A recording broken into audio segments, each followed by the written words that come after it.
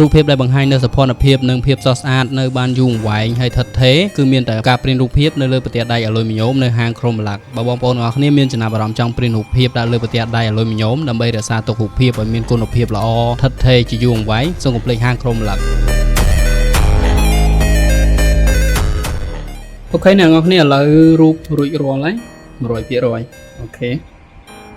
ហើយមើល detail បានអានេះបើយើងយកមក compare ជាមួយនឹងរូបភាពចាស់អានេះនៅក្នុង computer នៅក្នុង monitor desktop យើង compare គ្នាមក